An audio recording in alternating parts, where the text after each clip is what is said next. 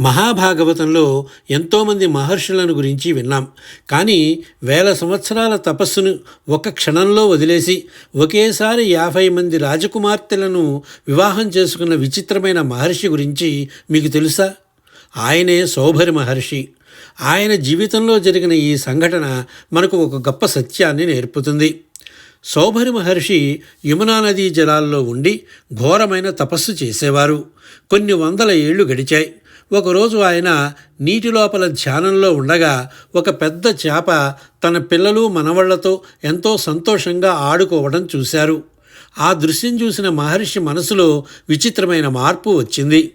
ఒక చిన్న చేపే ఇంత ఆనందంగా సంసారం చేస్తూ ఉంటే నేను ఎందుకు ఒంటరిగా ఉండాలి అన్న ఆలోచన ఆయన తపస్సుని పక్కకు నెట్టింది. వెంటనే ఆయన నీటిలో నుండి బయటకు వచ్చి మాంధాత చక్రవర్తి వద్దకు వెళ్ళారు. రాజా, నువ్వు కుమార్తెను నాకు ఇచ్చి వివాహం చేయి అని కోరారు. ముసలివాడు జడలు కట్టిన జుట్టుతో ఉన్న మహర్షిని చూసి రాజు భయపడ్డాడు. కాదనలేక ఒక ఉపాయం ఆలోచించాడు.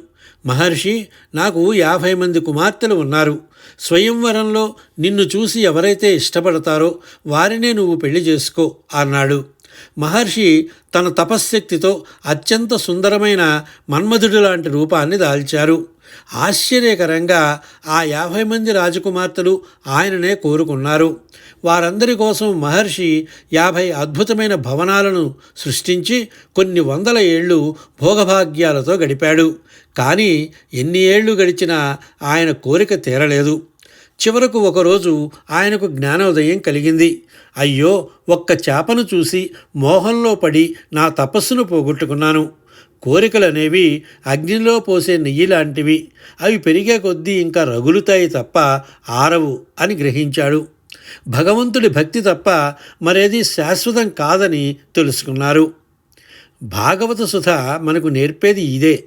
మనసును అదుపులో ఉంచుకోకపోతే ఎంతటి వారైనా దారి తప్పుతారు.